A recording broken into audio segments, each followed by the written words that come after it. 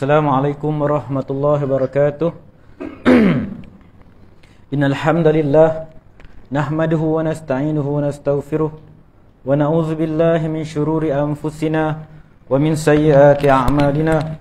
May yahdihillahu fala mudilla lahu wa may yudlil fala hadiya lahu. Asyhadu an la ilaha illallah wahdahu la syarika lahu wa asyhadu anna Muhammadan 'abduhu wa rasuluh. Alhamdulillah, kita panjatkan syukur pada Allah Subhanahu wa taala. Pada minggu yang lalu kita telah menamatkan huraian kita dalam kitab Riyadhus Shalihin, ringkasan Riyadhus Shalihin dalam bab taubah, dalam bab taubat. Jadi pada minggu lepas kita tutup majlis kita dengan huraian kepada hadis seorang lelaki yang telah membunuh 100 orang. Jadi seperti yang kita janjikan pada minggu ini, kita masih lagi berada dalam bab taubah.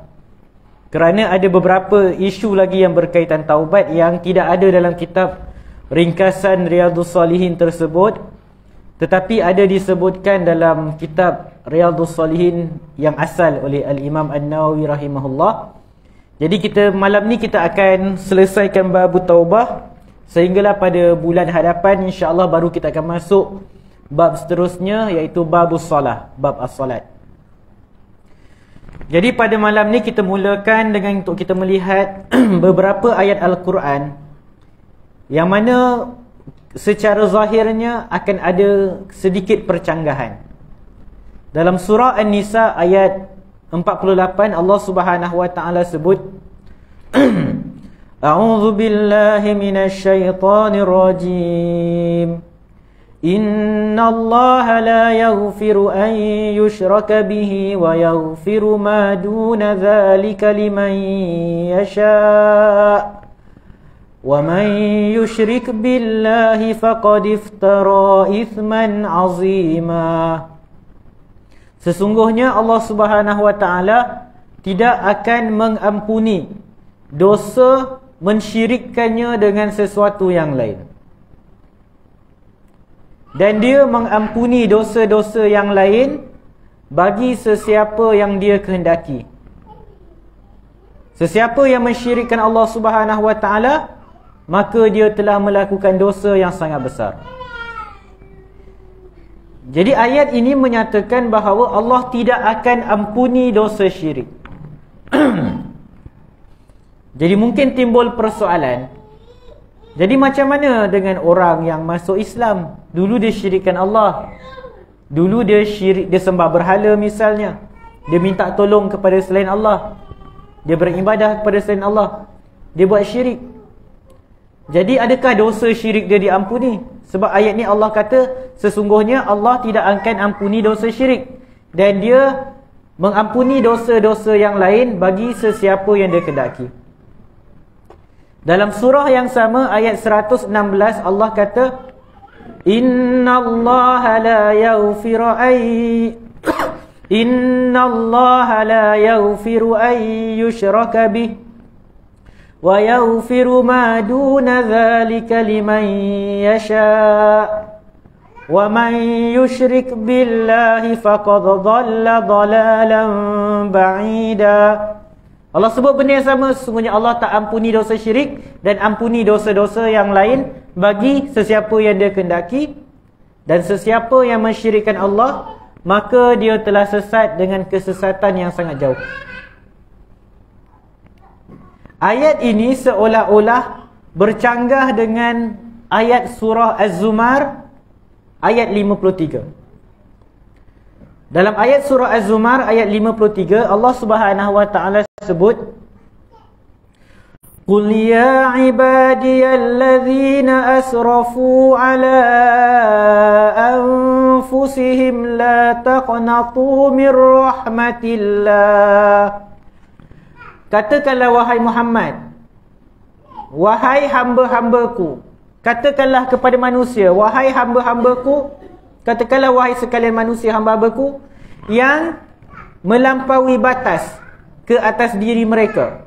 Allah kata kepada manusia yang buat dosa, wahai hamba-hambaku yang mereka ini telah melampaui batas ke atas diri mereka sendiri. Mereka buat dosa. La taqnatu mir rahmatillah. Janganlah kamu berputus asa daripada rahmat Allah. Innallaha yaghfiru dzunuba jami'a. Sesungguhnya Allah mengampuni semua dosa. Innahu huwal ghafurur rahim. Sesungguhnya Allah, Dia Maha Pengampun dan Maha Penyayang. Jadi kita lihat dua ayat ini atau tiga ayat ini seolah-olah bercanggah. Ayat surah An-Nisa tadi Allah Subhanahu wa taala kata Allah tak akan ampuni dosa syirik, dan Dia hanya ampuni dosa-dosa selain syirik bagi sesiapa yang Dia nak. Surah Az-Zumar pula Allah Subhanahu wa taala kata sesungguhnya Allah mengampuni semua dosa. Jadi macam ada percanggahan, ayat Al-Quran ini bercanggah. Hakikatnya tidaklah berlaku percanggahan. Sebab surah An-Nisa Allah Subhanahu wa taala tengah sebut tentang satu kategori manusia yang lain. Surah Az-Zumar Allah tengah cerita tentang manusia yang lain. Al-Imam Ibn Kathir rahimahullah. Sebab itu kita dalam membaca ayat Al-Quran sangat penting kita rujuk kitab-kitab tafsir yang mana para ulama akan buatkan kesimpulan. Khususnya lagi apabila kita bertembung dengan dalil-dalil nas-nas yang kelihatan secara zahirnya bercanggah. Sedangkan pada hakikatnya tak bercanggah. Cuma kelihatan bercanggah kerana kita kurang faham tentang maksud dia. Jadi kata Al-Imam Ibn Kathir rahimahullah, untuk ayat surah Az-Zumar tadi yang mana Allah kata sesungguhnya Allah mengampuni semua dosa, ayat ini kata Ibn Kathir merupakan seruan kepada semua pelaku maksiat, sama ada daripada orang kafir ataupun selain mereka, untuk bertaubat kepada Allah. Ia memberitahu bahawa Allah mengampuni semua dosa bagi sesiapa yang bertaubat daripada dosa-dosa itu. Jadi konteks ayat surah Az-Zumar ayat 53, dia tengah cerita tentang orang yang bertaubat daripada dosa. Maksud ayat ini, sesiapa yang bertaubat daripada dosa, pasti Allah akan ampuni dosa dia. Tak kira dosa apa yang dia buat, selagi mana dia memenuhi syarat taubat. Yang minggu lepas kita dah bincangkan syarat-syarat taubat diterima oleh Allah Subhanahu Wa Taala tu. Selagi dia memenuhi syarat-syarat taubat itu, maka Allah akan terima taubat dia, dan bila Allah terima taubat dia, Allah akan ampuni dosa dia. Dan dia akan jadi seperti orang yang tidak berdosa. Kata Nabi SAW, At-ta'imu minaz-zambi kama la zambalahu. Orang yang bertaubat daripada dosa seperti orang yang tidak memiliki dosa. Jadi surah Az-Zumar yang kata Allah ampunkan semua dosa, ia merujuk kepada orang-orang yang bertaubat. Kata Ibn Kathir, Allah mengampuni semua dosa bagi sesiapa yang bertaubat daripada dosa itu, walau apa pun dosa yang dia buat, walaupun ia sebanyak buih lautan. Dan kata Ibn Katsir rahimahullah, tidaklah benar untuk memahami ayat ini kepada mereka yang tidak bertaubat. Jadi ayat surah Az-Zumar ayat 53 itu untuk orang bertaubat. Tak boleh bawa ayat untuk orang bertaubat ini kepada orang yang tidak bertaubat daripada dosa. Sebab apa kata Imam Ibn Katsir rahimahullah? Ini kerana dosa syirik tidak diampuni bagi sesiapa yang tidak bertaubat daripadanya. Jadi ini mengatakan refer kepada ayat 2 ayat yang kita baca tadi, yang mana sesungguhnya Allah tidak mengampuni dosa syirik dan dia mengampuni bagi sesiapa yang dia kehendaki. Jadi surah An-Nisa tadi dia merujuk kepada orang yang tidak bertaubat. Dosa ada banyak kan? Ada dosa dengan Allah, ada dosa syirik, dosa yang lain. Jadi untuk orang yang tidak bertaubat, adakah dosa dia akan diampuni oleh Allah Subhanahu Wa Taala? Maka ia kena tengok jenis dosa dia. Orang yang mensyirikkan Allah, dia sembah berhala, dia buat benda syirik, dia pi jumpa bomoh, dia amalkan sihir. Kalau dalam alam Melayu kita apa? Santau. Orang yang buat benda-benda syirik ni, kalau dia mati tanpa dia bertaubat daripada dosa syirik, maka dosa dia kekal, Allah tidak akan ampuni, confirm. Sebab tu orang yang buat syirik, jumpa bomoh, pakai tangkal, amal sihir, santau, ilmu pengasih dan macam-macam ni, dosa dia lagi teruk daripada peminum arak. Dosa dia lagi teruk daripada orang yang berjudi. Sebab orang yang minum arak, orang yang berjudi, orang yang buat benda-benda keji yang kita semua tak suka, kalau ditakdirkan dia mati waktu tengah buat maksiat tu, bolehkah kita kata Allah tak akan ampuni kau? Tak boleh. Sebab Allah kata wa yaghfiru ma duna dzalika liman yasha. Dan dia mengampuni dosa-dosa selain syirik bagi sesiapa yang dia kehendaki. Maksudnya dosa lain selain syirik, dia bergantung kepada kehendak Allah Subhanahu Wa Taala, masyiatullah. Allah nak ampunkan dengan rahmat dia, Allah ampunkan. Kalau Allah tak nak ampunkan, Allah nak hukum dia, Allah hukum dengan keadilan Allah. Jadi sebab tu dosa syirik adalah dosa yang sangat serius, yang perlu kita ambil berat tentangnya. Kadang-kadang kita masalah sikit jumpa bomoh, lambat dapat jodoh, pergi jumpa orang tu mandi bunga dan semisalnya, dengan kepercayaan-kepercayaan tertentu dan semisal. Kau nak mandi bunga bagi badan wangi, tak apalah, tapi ada kepercayaan-kepercayaan benda tu akan menarik jodoh dan semisalnya. Orang kita selalu kata, alah ustaz, ikhtiar, syirik. Jumpa bomoh, pakai tangkal, kadang-kadang budak baru lahir, elok baru lahir, kita pi azan kat telinga dia, masuk dia lahir dengan kalimah tauhid, dengar pujian pada Allah, tapi lepas tu pakaikan tangkal. Sebab tu saya ada baca satu tulisan, ada seorang doktor, dia kongsi pengalaman dia. Kan bila lepas lahirkan anak kena check up kan, berapa kali jumpa doktor. Dia kata selalu sangat jumpa bila periksa bayi yang baru lahir, baru beberapa bulan, jumpa benang hitam lah dekat, kadang-kadang dekat perut lah, kadang-kadang dekat tangan lah. Syirik kepada Allah Subhanahu Wa Taala. Begitu juga mengamalkan sihir. Dalam masyarakat Melayu, santau, kadang-kadang ada sebahagian tempat terkenal dengan ilmu tersebut. Ilmu pengasih tu yang kadang sampai sekarang bomoh-bomoh dia melakukan kesyirikan secara terbuka.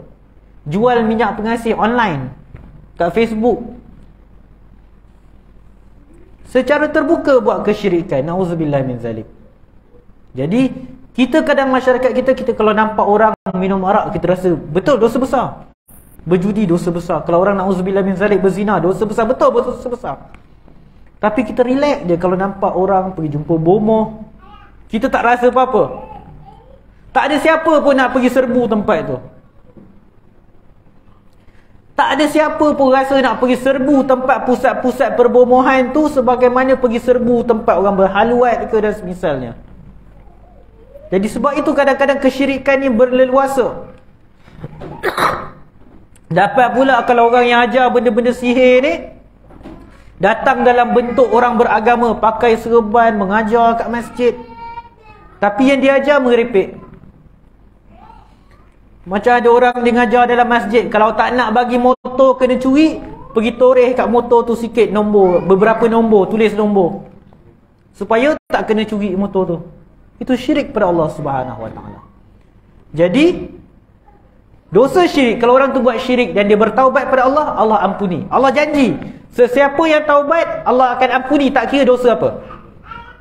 Tetapi yang tak taubat, dosa syirik, Allah dah janji, Allah tak akan ampuni dosa tersebut. Jadi dah terlerailah kekeliruan, kelihatan percanggahan antara surah An-Nisa dengan surah Az-Zumar. Jadi sebab tu kita kena banyakkan taubat pada Allah, sebab kita tak tahu dosa apa kita buat. Kata Nabi SAW, setiap anak Adam berdosa, dan sebaik-baik orang yang berdosa ialah orang yang bertaubat. Dalam sebuah hadis, hadis qudsi, Nabi SAW sebut, Allah Subhanahu Wa Taala kata, Ya bena Adam, innaka ma da'autani wa rajautani. Wahai anak Adam, selagi mana engkau berdoa kepadaku dan mengharapkan kepadaku, ghafartu laka ala ma kana fika, aku ampuni dosa engkau, tak kira apa yang kau dah buat. Wala ubali, kata Allah, aku tak kisah. Ya bena Adam, law balaghat dhunubuka anana as-samai. Wahai anak Adam, kalau dosa kamu melangit tinggi, thumma astaghfartani, kemudian engkau memohon keampunan daripadaku, ghafartu laka wala ubali, aku ampuni dosa engkau dan aku tak kisah. Ya bena Adam, innaka law ataitani biqurabil ardi khataya. Wahai anak Adam, kalau kau datang jumpa aku dengan engkau membawa dosa seluas bumi, thumma laqitani, kemudian kau bertemu dengan aku, la tusyriku bi syai'a, dan engkau tak mensyirikkan aku dengan sesuatu pun, la ataituka bi qurabiha maghfirah, aku akan datang, aku akan bawakan kepada engkau seluas itu juga keampunan. Hadis riwayat Imam At-Tirmizi, hadis hasan gharib. Hadis ini Allah Subhanahu Wa Taala nak bagi tahu kita, ni hadis kursi. Allah kata dosa macam mana pun, selagi mana kita mohon ampun kepada Allah Subhanahu Wa Taala, maka Allah Subhanahu Wa Taala akan terima taubat kita, Allah akan ampunkan dosa kita. Jadi kenapa kita nak malas nak istighfar? Lepas solat 3 kali astaghfirullah, astaghfirullah, astaghfirullah. Pagi-pagi kita baca Sayyidul Istighfar, Allahumma anta rabbi la ilaha illa anta, sampai habis. Kita mohon ampun ke Allah Subhanahu Wa Taala. Kita dah sebut minggu lalu, Nabi SAW beristighfar 70 atau 100 kali sehari semalam. Jadi kita banyakkan istighfar. Istighfar ni dalam Al-Quran banyak nas-nas berkaitan dia. Antaranya ia selain mengampuni dosa, Allah janjikan meluaskan rezeki untuk orang-orang yang memohon keampunan daripada Allah Subhanahu Wa Taala. Ada satu isu berkaitan taubat.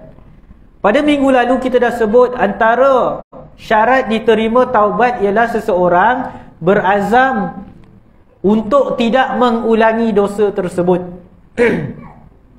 Misal, saya bagi contoh, misal paling mudah. Seseorang dihisap rokok. Nak dihisap rokok. Yang orang lelaki saya hisap rokok kan.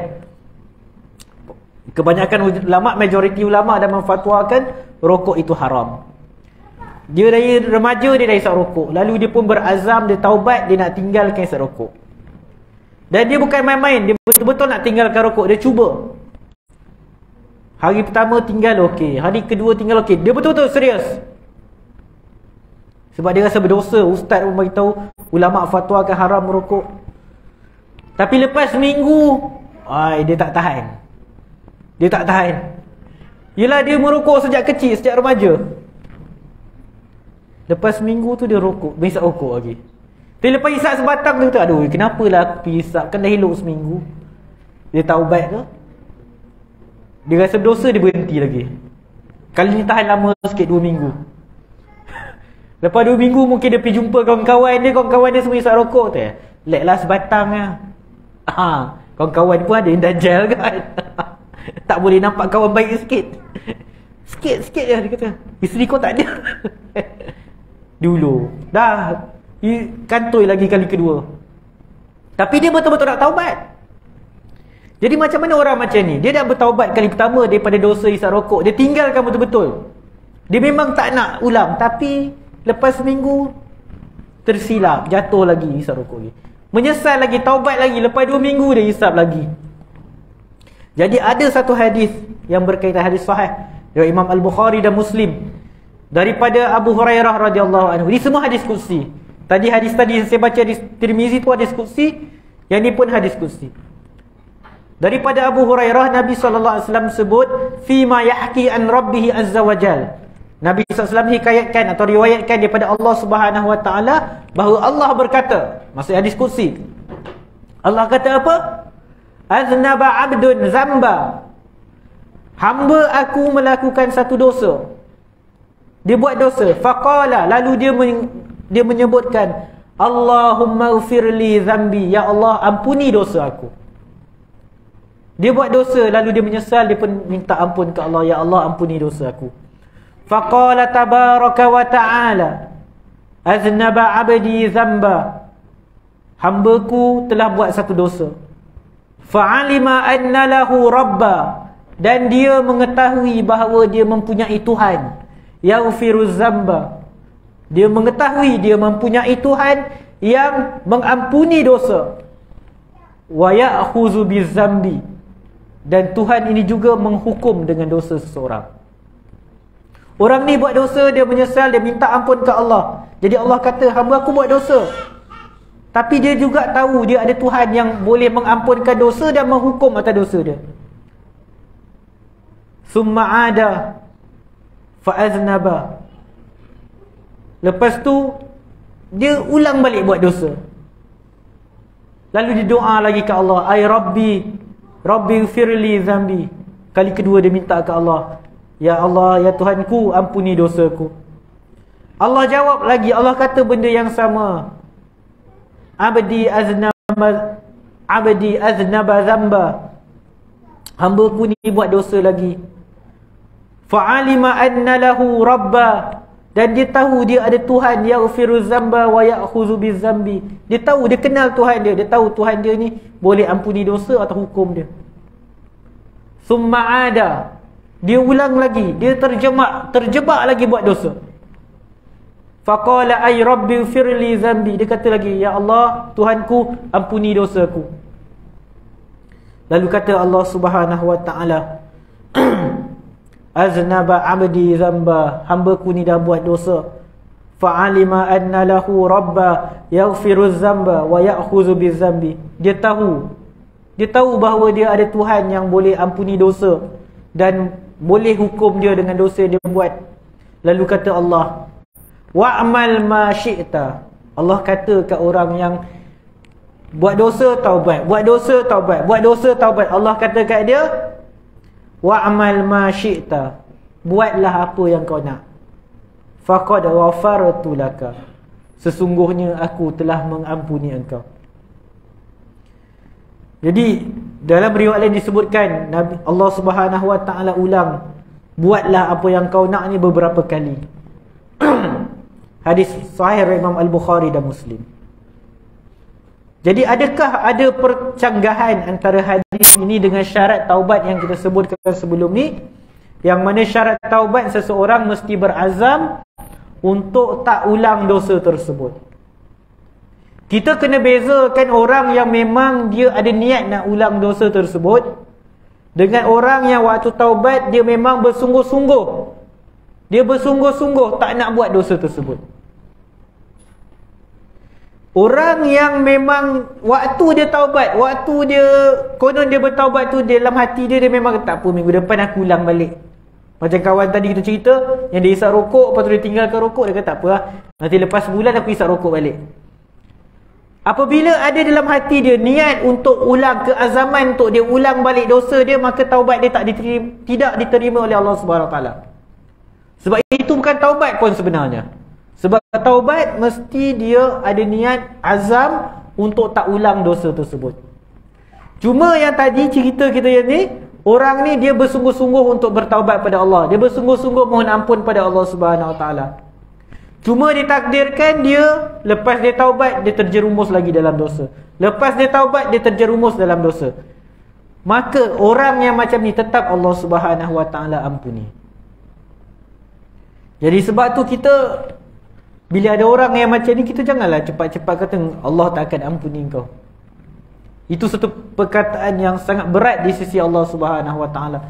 InsyaAllah lepas ni kita kongsi macam mana Allah sangat marah kepada orang yang memandai-mandai cakap pada orang lain, Allah tak akan ampuni kau. Itu adalah perkataan yang sangat berat di sisi Allah Subhanahu Wa Taala.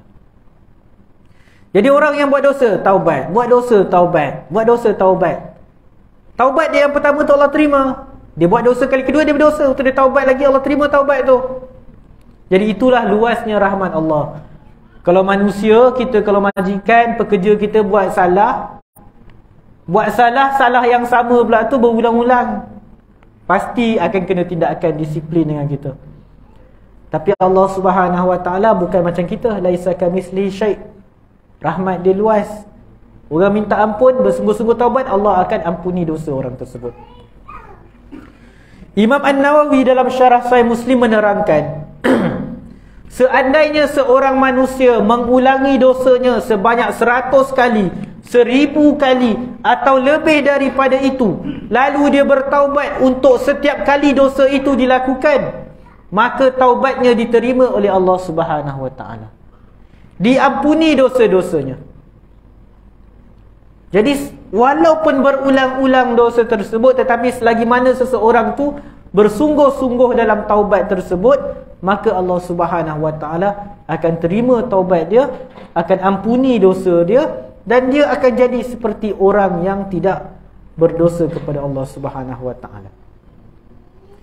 Jadi perkataan Allah yang tadi Allah kata, i'mal ma syi'ta, buatlah apa yang kau suka. Buatlah apa yang kau nak.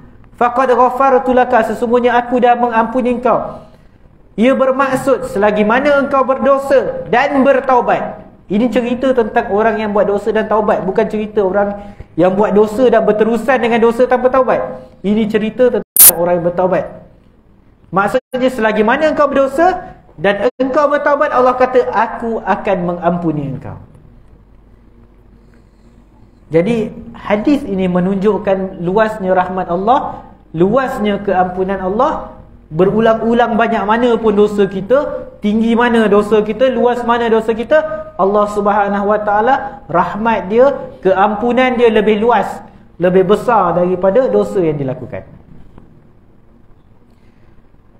Al-Imam Ibn Hajar Asqalani dalam Fathul Bari, dia menukilkan perkataan Imam Al-Qurtubi yang menyatakan hadis ini menunjukkan betapa besarnya faedah istighfar.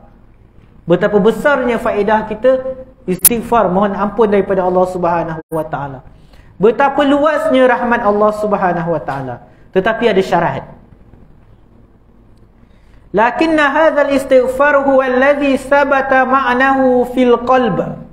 Akan tetapi istighfar yang macam ni yang Allah terima, permohonan keampunan yang Allah terima ni, walaupun orang tu berulang-ulang buat dosa yang sama, adalah istighfar yang memang datang daripada hati. Sabata ma'nahu fil qalb, yang mana datang daripada hati, muqarinan lil lisani, dan selari dengan apa yang lidah lafazkan. Liyanhalla bihi aqdul israr, yang mana dia berazam betul-betul nak tinggalkan dosa tersebut. Wa yahsul ma'ahu nadam, dan hadir dengan istighfar itu terhasil dengannya penyesalan. Dia bukan orang yang lepas solat istighfar, astagfirullah, astagfirullah, hati dia pergi mana, dia buat dosa pagi tadi, dia tak menyesal pun. Yang kita sebut tadi, yang dia buat dosa berulang-ulang adalah untuk orang yang mohon keampunan kepada Allah, bersungguh-sungguh, dia menyesal, dia rasa bersalah, dan dia memang berazam untuk tidak mahu ulang dosa tersebut. Jadi kata Al-Imam Al-Qurtubi, fahuwa tarjamatun lit-taubah. Inilah maksud taubah. Jadi istighfar tadi, dia minta, ya Allah ampuni aku, itu merupakan petunjuk dia sedang bertaubat, sebab dia beristighfar dengan bersungguh-sungguh kepada Allah Subhanahu Wa Taala. Kita kadang-kadang pagi kita istighfar, astagfirullah, astagfirullah, astagfirullah. Lepas solat kita astagfirullah, astagfirullah. Sebab dah jadi rutin, kadang-kadang istighfar kita tu hanya datang daripada mulut kita, tak datang daripada hati, tak rasa bersalah pun.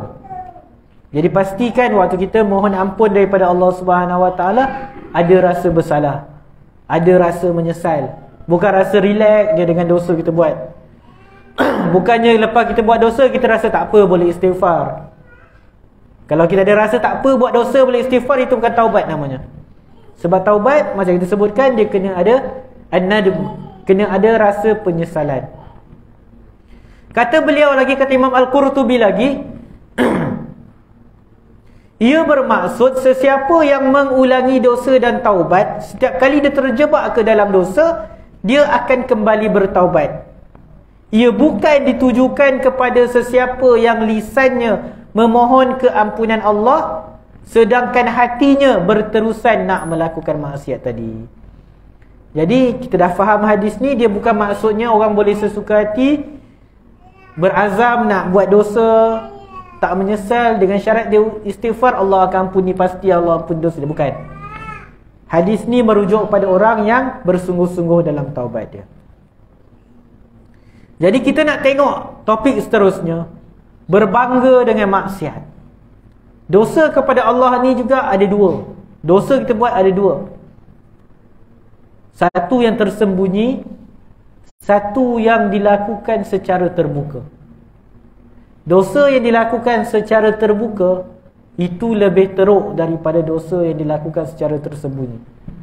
Ada orang, dia buat dosa, betul dah Allah dia buat dosa, tetapi orang tak tahu. Dia pergi cerita kat orang. Dia pergi cerita kat orang sebab dia kata, saya tak nak berpura-pura. Buat apa saya nak nampak baik, saya memang buat dosa. Jadi biarlah orang tahu saya buat dosa. Itu adalah perkara yang sangat salah. Kata Nabi SAW, kullu ummati mu'afa illal mujahirin. Setiap umatku diampunkan, dimaafkan dosa-dosa dia. Kita buat dosa sembunyi-sembunyi, ada peluang untuk Allah ampuni. Illal mujahirin, kecuali orang-orang yang menzahirkan. Mujahir ni maksudnya dia pergi cerita tentang dosa dia. Nanti kita akan bahaskan apa maksud dimaafkan di sini. Adakah kalau orang buat dosa secara terbuka, maka Allah memang tak akan ampuni? Bukan itu maksud dia. Contoh, kalau orang dia buka aurat, confirm terbuka, semua orang nampak, adakah memang pasti Allah tak akan ampuni dosa dia buka aurat? Ini dah bercanggah macam kita bincang tadi, ayat tadi, wa yaghfiru ma duna zalika liman yasha. Dosa selain syirik, walaupun tak taubat, bergantung pada kehendak Allah, Allah nak ampuni atau tak. Jadi perkataan Nabi SAW, setiap umatku dimaafkan kecuali orang yang memberitahu dosa mereka atau menzahirkan dosa mereka. Jahar ni, kalau kita sebut zikir jahar atau khafi, maksud zikir sir atau jahar. Zikir sir ni kita zikir secara perlahan, jahar ni zikir kuat. Mujahir ni maksudnya dia pergi cerita kat orang dia buat dosa. Wa inna minal majanati ay ya'mala ar-rajulu bil-laili 'amala. Sesungguhnya antara perkara yang teruk ialah seorang lelaki, seseorang itu dia melakukan satu perkara yang salah, dosa di waktu malam. Summa yusbihu wa qad satarahu Allah. Dia buat dosa pada waktu malam dan dia seterusnya dia masuk pada waktu pagi dalam keadaan Allah dah tutup keaiban dia. Allah tak buka keaiban dia. Orang tak tahu pun dia buat dosa. Tetapi orang tadi fayaqul, orang yang buat dosa, yang orang tak tahu pun dia buat dosa, dia pergi cerita ke orang. Dia siap sebut lagi, ya fulan, amiltul barihah kaza wa kaza. Wahai fulan, kau tahu tak malam tadi aku buat itu dan ini. Dia cerita kat orang. Wa qad bata yasturuhu rabbuh. Dia ini waktu malam dia tidur dalam keadaan Allah dah tutup dosa dia, orang tak tahu. Wa yusbihu yakshifu sitrallahi anhu. Tetapi bila masuk waktu pagi, dia buka keaiban yang Allah dah tutup pada diri dia. Hadis sahih Imam Al-Bukhari. Jadi hadis ni menunjukkan bagaimana dosa bila dilakukan secara terbuka, atau kita pergi cerita kat orang, sebar kat orang, dosa dia lebih besar daripada dosa secara tertutup. Jadi apa yang dimaksudkan dengan hadis ini yang menyebutkan tidak dimaafkan? Kan Nabi SAW kata setiap umatku dimaafkan kecuali yang mengiklankan dosa dia, menzahirkan dosa dia, mewar-warkan dosa dia. Adakah tidak dimaafkan ini bermaksud Allah tak ampuni langsung dosa dia? Kalau dia tak taubat, maka jawapan dia bukan. Sebab tadi ayat Quran dah sebut wa yaghfiru ma duna zalika liman yasha. Jadi tidak dimaafkan ini para ulama memberikan pelbagai maksud dengan beberapa penafsiran. Pertama, manusia bila dia sengaja menzahirkan maksiatnya, maka Allah tidak akan tutup aib dia. Dia buat dosa dan dia berbangga, dia sebar kat orang, dia cerita kat orang apa yang dia buat. Maka dia tak boleh salahkan orang kalau aib dia tersebar. Dia nak salahkan siapa? Dia kena salahkan diri dia sendiri. Begitu juga manusia yang sengaja menzahirkan maksiat dia, maka tidak dilarang orang ramai untuk mengumpat tentang diri dia. Kalau kita buka dalam Riyadhus Shalihin, Imam Nawawi rahimahullah dah senaraikan, bilakah kita dibenarkan mengumpat orang? Mengumpat dosa besar. Tetapi ada beberapa keadaan dibenarkan mengumpat orang. Antaranya apabila seseorang tu buat dosa secara terbuka. Sebab apa? Dia sendiri yang zahirkan dosa tersebut, seolah-olah dia bangga dengan dosa tersebut. Yang ketiga maksudnya, manusia yang dengan sengaja menzahirkan maksiatnya, maka dia tidak akan terlepas daripada hukuman hudud atau takzir oleh pemerintah.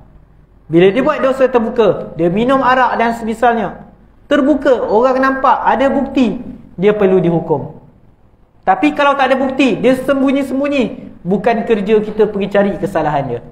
Dan salah untuk kita mencari-cari kesalahan orang. Wallahu alam, kita berhenti sebentar untuk azan.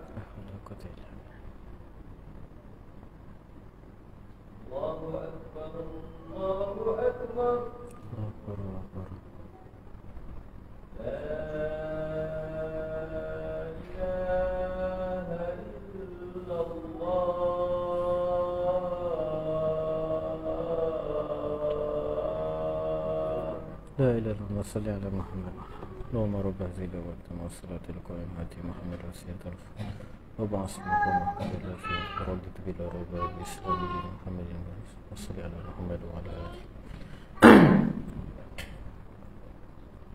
Bismillahirrahmanirrahim.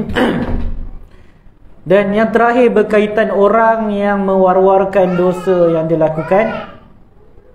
Kenapa dosanya lebih besar daripada orang yang menyembunyikan dosanya?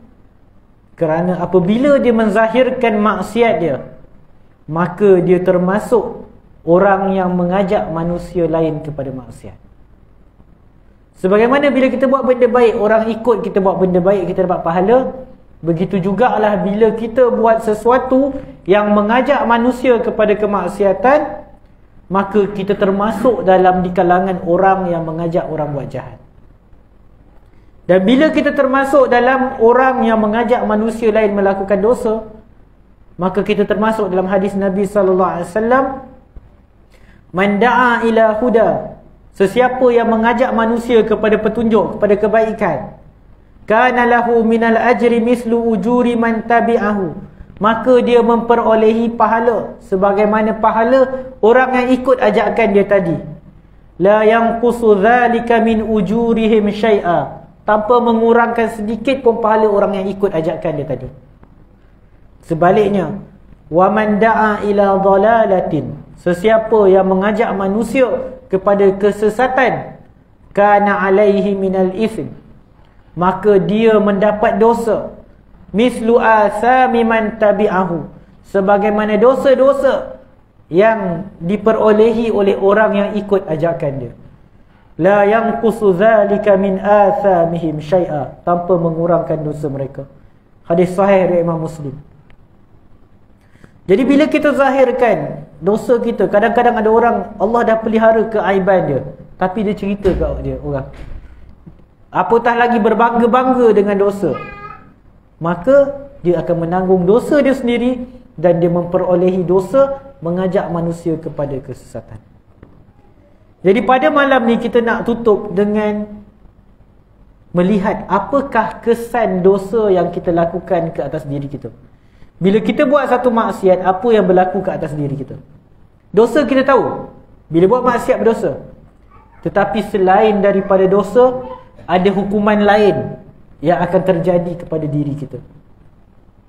An Abi Hurairah radhiyallahu anhu an Rasulillah sallallahu alaihi wasallam, Nabi SAW bersabda, innal abda iza akhta'a khati'atan, seseorang itu, sesungguhnya seorang hamba bila dia buat satu dosa, nukitat fi qalbihi nuqtatun sauda, akan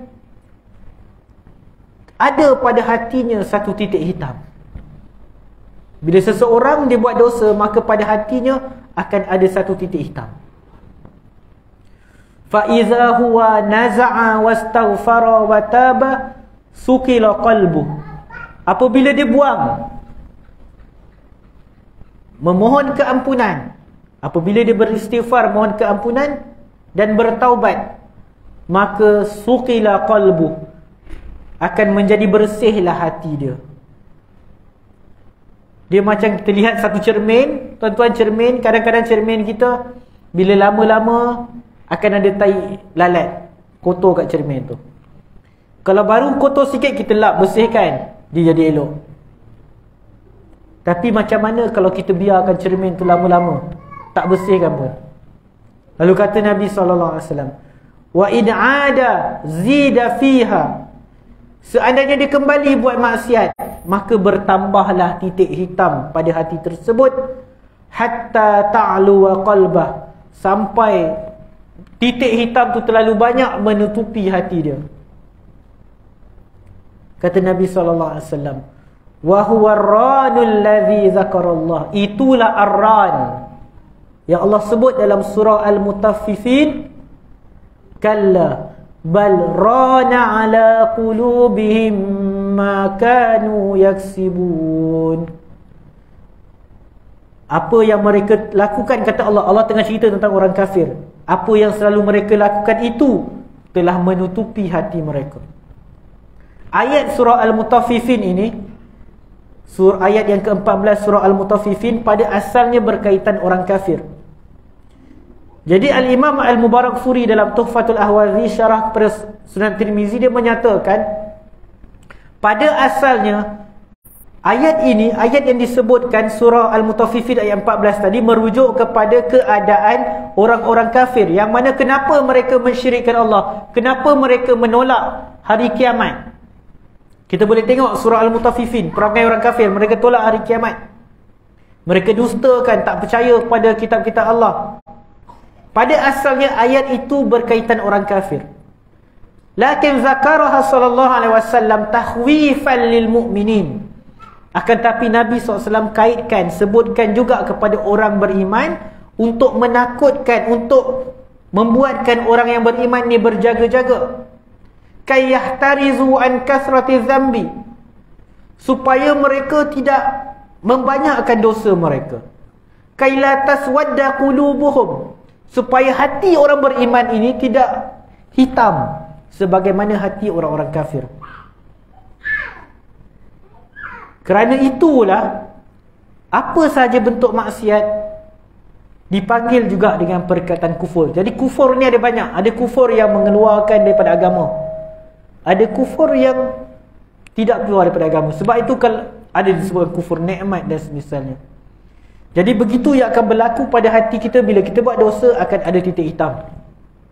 Bila kita taubat, titik hitam itu hilang. Tapi kalau kita tak taubat, titik hitam tu kekal. Lepas tu kita buat dosa, bertambah titik hitam. Dia macam kuali, kita beli, kita masak, hitam. Lepas tu kita berus, hilang. Tapi bila dah lama-lama kita guna, masak, periuk kita guna lama masak, lama-lama makin banyak hitam dekat bawah dia. Dan bila nak bersihkan susah. Boleh tapi susah.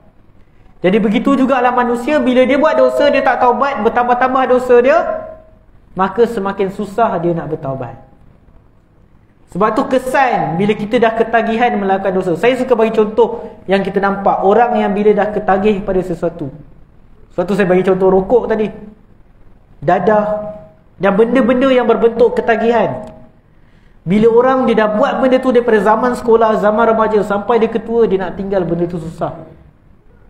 Dia sama macam hadis Nabi SAW ni. Benda tu bila hati kita dah penuh dengan perkara tu, perkara yang hitam, nak bersihkan dia susah. Berbanding kali pertama kita buat, kita stop cepat, lagi mudah. Al-Imam Al-Qayyim rahimahullah menyatakan, anna zunuba tud'iful haya minal abdi. Dosa-dosa akan melemahkan perasaan malu daripada seorang hamba. Sampailah sifat malu itu hilang daripada diri seseorang, sehinggakan seseorang itu tidak lagi terasa apa-apa apabila manusia tahu tentang perlakuan buruknya. Bila kita buat banyak dosa dan kita tak taubat, apa kesan dia? Yang pertama hilang ialah perasaan malu. Yang awal hilang perasaan bersalah. Kita buat dosa kali pertama, kita rasa bersalah. Buat kali kedua masih rasa bersalah, tapi dah kurang sikit. Tapi bila dah lama-lama buat dosa, kita tak rasa apa-apa pun. Bila dah lama, dah kerap sangat buat dosa, kita tak rasa malu pun. Sebab kita tak rasa benda tu salah. Tu yang kita pergi cerita kat orang. Orang kalau pertama kali terjebak dalam maksiat, dia nak cerita kat orang, dia malu. Tapi orang yang dah biasa dengan maksiat sampai dia rasa tak bersalah, bila dia rasa tak bersalah, itu yang dia rasa tak ada apa-apa masalah untuk dia cerita kat orang, untuk zahirkan maksiat dia kepada orang. Jadi kata Ibn Qayyim, sampai dia tak kisah pun apabila manusia tahu tentang maksiat yang dia buat. Kenapa berlaku macam ni kata Ibn Qayyim? Yang menyebabkan dia jadi begitu ialah kerana hilangnya perasaan malu. Jadi bila seseorang dah hilang perasaan malu dia, maka sukar untuk dia bertaubat kepada Allah Subhanahu Wa Taala. Apa lagi kesan bila seseorang berterusan dengan dosa tanpa taubat? Kata Ibn Qayyim lagi, saya petik daripada kitab Ad-Da' wa Dawa', dia kata seseorang hamba itu akan berterusan melakukan dosa sampai dosa itu remeh pada pandangan mata dia. Mula-mula buat dosa rasa bersalah, tapi bila dah lama-lama dia rasa macam tak ada apa-apa. Bila dosa itu dipandang kecil, dipandang remeh pada mata seseorang, maka kata Ibn Qayyim, itulah petanda kebinasaan. Fa inna zamba kullama saghura fi 'ainil 'abdi. Sesungguhnya dosa ini apabila ia kecil di mata seorang hamba, maka ia besar di sisi Allah Subhanahu Wa Taala. Dosa bila dia kecil dekat mata kita, maka ia besar di sisi Allah. Jadi apa yang kita buat, dosa yang kita buat yang kita rasa remeh, sekali kita rasa dosa tu remeh, benda tu jadi besar kat Allah Subhanahu Wa Taala. Sebaliknya dosa yang besar, bila kita rasa bersalah, kita rasa bersalah sangat, maka Allah ampuni dosa itu bila kita bertaubat pada Allah. Sebab orang yang anggap dosa tu remeh, dia takkan taubat lah. Sebab dia tak rasa apa-apa. Dan apa lagi kesan kepada dosa? Kata Ibn Qayyim rahimahullah, al-ma'asi tazra'u amthalaha. Maksiat, ia akan menumbuhkan maksiat yang lain. Wa tulidu ba'daha ba'da. Maksiat ini akan melahirkan antara satu sama lain. Maksudnya orang dia lepas buat satu maksiat, selain daripada dia berterusan dengan maksiat itu, maka dia akan terjebak kepada dosa yang lain. Jadi itu bentuk hukuman yang paling bahaya.